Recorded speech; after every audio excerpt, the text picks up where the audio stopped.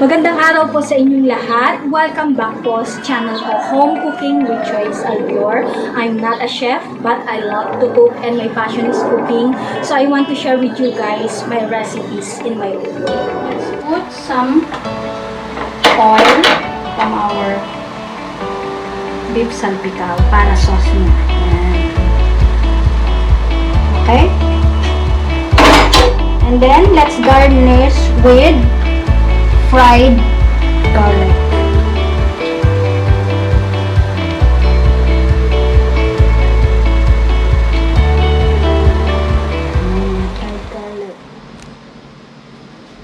Good day everybody! Welcome back to my channel, Home Cooking with Joyce Alvior. So for today guys, another beef recipe ang i-prepare natin for today, and masasabi ko na this is one of the dishes na we order or serve sa restaurant. So why not yung mga restaurant dishes i-prepare natin at home. So I will share ang beef salpicao na recipe. Okay? So very easy lang to prepare this recipe, and for sure kayang-kaya niyo po. Okay? So samahan niyo ulit ako sa aking journey of cooking, and maraming salamat po sa patuloy niyong suporta sa YouTube channel ko. Okay? So ang ating first step guys to prepare our beef salpicao is watch this video. Okay guys, so ang ating first step sa ating beef salpicao ay to marinate our beef. So, ito yung beef guys na binili ko. So, make sure na yung bilhin nyo for beef salpicao ay yung medyo tender or yung tender, okay? So, may taba pa siya, okay? So, dapat yung part na hindi ganong makunat, yung malambot na part, okay? And then, of course, ang pang-marinate natin guys is meron tayong soy sauce, oyster sauce, meron din akong wine, and then cayenne pepper, and then meron tayong Spanish paprika. And then of course, I also put pepper and sugar. Okay? So let's slice natin guys ang ating beef into cubes. Yan, slice natin.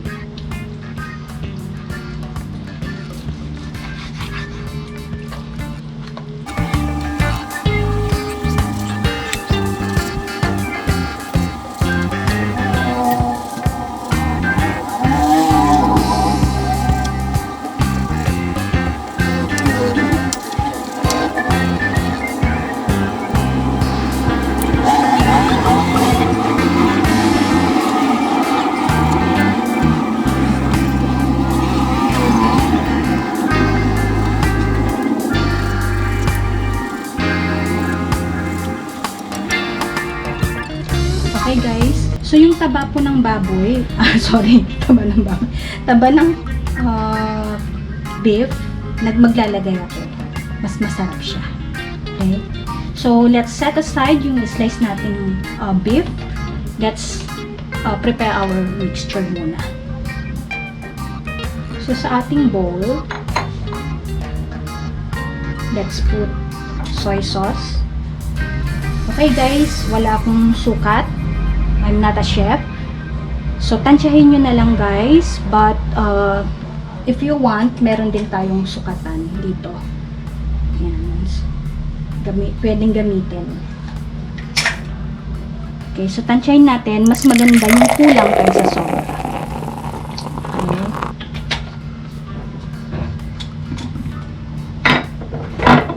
Then, oyster sauce.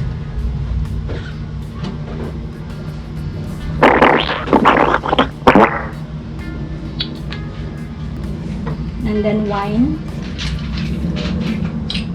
Maglalagay ako ng wine. Ito kasi yung sukatan is 1/8 cup to. So, dalawang 1/8.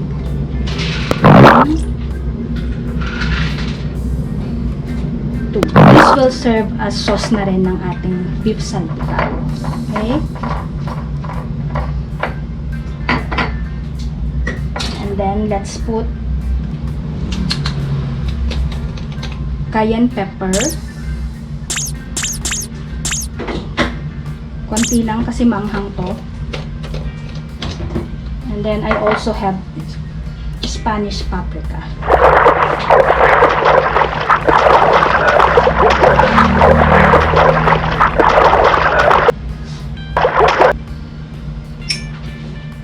And then let's mix. Pinch of pepper.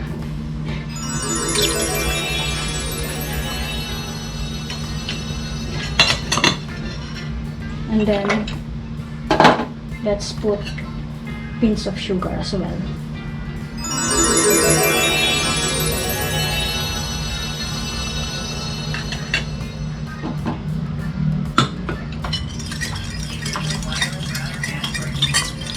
And then tikman natin guys kung okay na ang ating lasa, kung kulang dagdagan. Okay na to guys. So let's put our beef para i-marinate natin. Let's put our beef.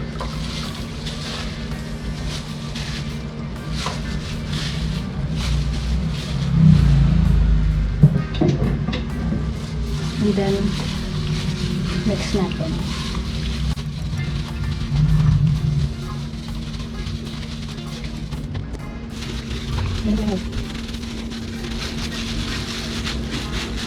Okay, so let's marinate our beef for about 2 to 4 hours, or mas maganda din kung overnight din siya na marinate. It's up to you i-overnight or for a few hours only. Okay, so see you later. Okay guys, so ito na yung ating marinated excuse me, na beef. So minarinate ko to guys for more than 2 hours. So again, it's up to you kung overnight yung ima-marinate. Much better para yung flavor ng ating beef ay sumiksik, or yung mga spices ay sumiksik sa ating beef. Okay? So, additional ingredients guys ay, of course, meron tayong butter. If you do not have butter, just use the ordinary oil or olive oil. And then, meron tayong mushroom, button mushroom. And then, of course, garlic and onion. And then, meron din akong dito na dissolved na cornstarch sa water. And then, fried garlic. And then, of course, another pang-garnish natin is yung onion leeks or spring onions ang pang ano natin, garnish. Okay, so let's start. Pag mainit ng ating pan, of course, ang una natin gagawin is put the butter.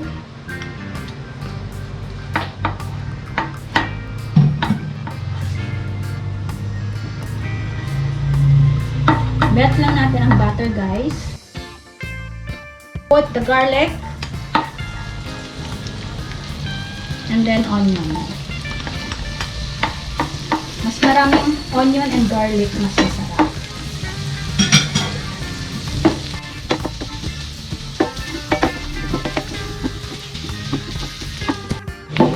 Okay guys, let's put our marinated beef.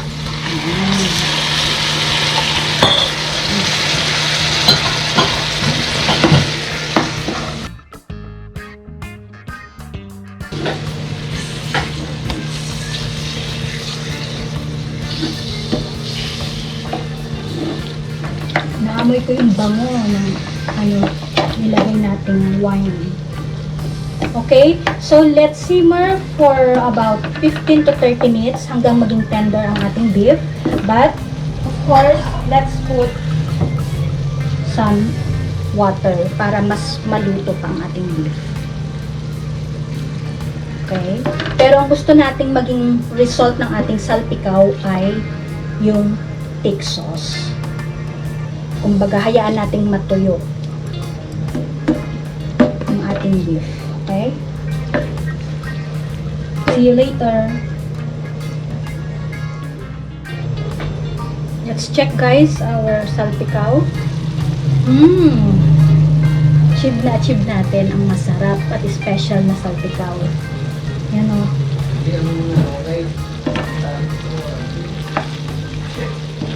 lumalabas na yung oil. Matutuyo. So, lutuin muna natin hanggang maging tender for another few minutes.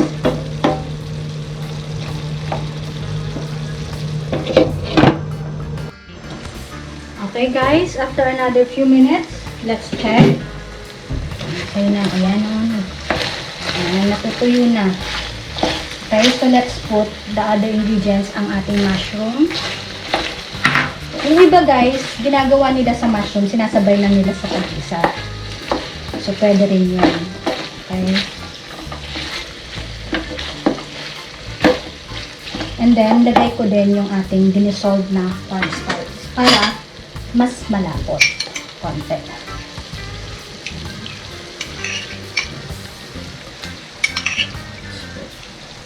Option din to guys, if you don't want to put cornstarch, it's okay.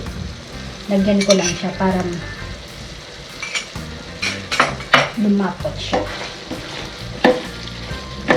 Okay. So, we achieve yung special na beef salpicao.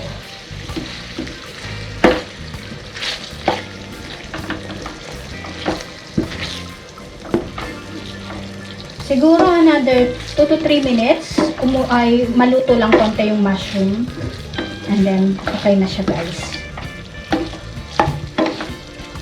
Ready to serve. Pero, titikman ko lang muna yung lasa. Kung okay na ba ang kanyang alat o tamis. Konti lang na sugar pa. Hindi natin ng another pinch of sugar.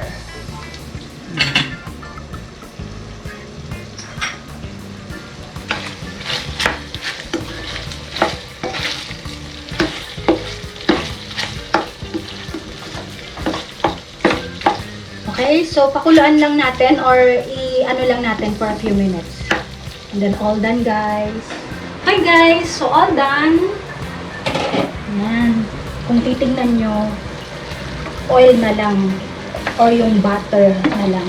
Yung paprika yung natira. Okay, so let's put our beef salpicao sa ating plate with rice. Okay, so I prepare 1 cup of rice here, and then let's put some beef salpicao on our plate, wooden plate.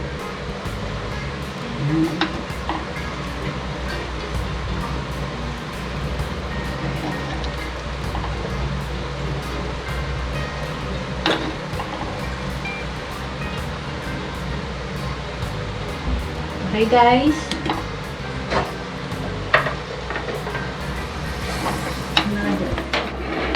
And guys, and let's put some oil from our beef salpicao para sauce niya. Ayan. Okay? And then, let's garnish with fried garlic.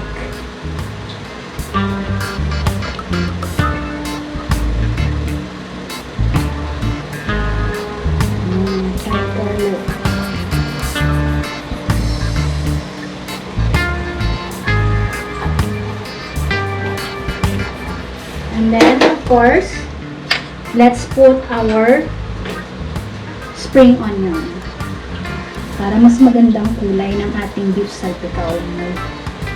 Sure. Kasi okay lang, okay? Ping, ping, ping. Okay guys, so ito na ang aking finished product, ang aking special salpicao. Ayan guys. Ang bango. Excited to taste. So, hindi natin makakalimutan ang tasting time. Okay? So, spoon and fork. Okay? So, first, let's taste ang tenderness ng ating beef.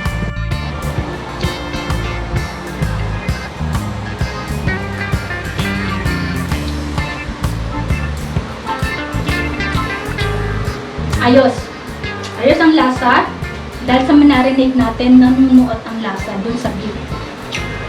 And then the beef Very tender guys, kasi ang binili nating kanin ng beef ay yung malambot na parte. And of course, pinakuluan din natin siya in a few minutes.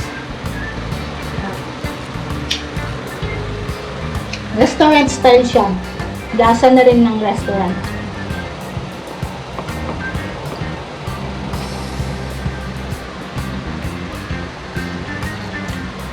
Tikman din natin ang ating mushroom.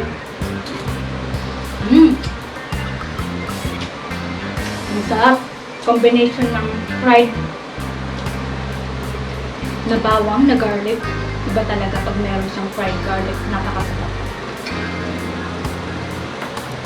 Kailangan kumain ng masarap na rice.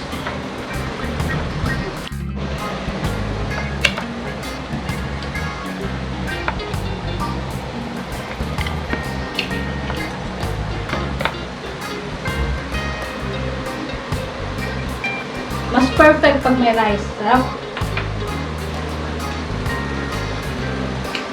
Another special recipe to try, guys.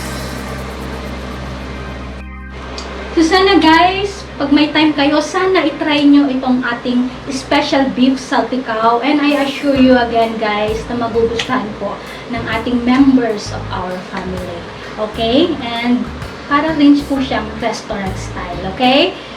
So, again, special beef salpicao. So, pag na-try nyo guys, leave a comment below so that I know kung ano yung result ng cooking nyo. And please do provide your suggestion as well para ma-improve ko pa po ang aking way of cooking. And baka po marami din po akong matutunan sa inyo na, with your suggestions. Okay? So, again, I'm not a chef, but I love to cook and my passion is cooking. So, I want to share with you guys my recipes in my own way. So, sana lagi po kayong patuloy na sumuporta sa YouTube channel ko. And I assure you, I can share more videos. Okay? Cooking videos. Okay, guys? So, thank you for watching and see you again on my next vlog. Bye!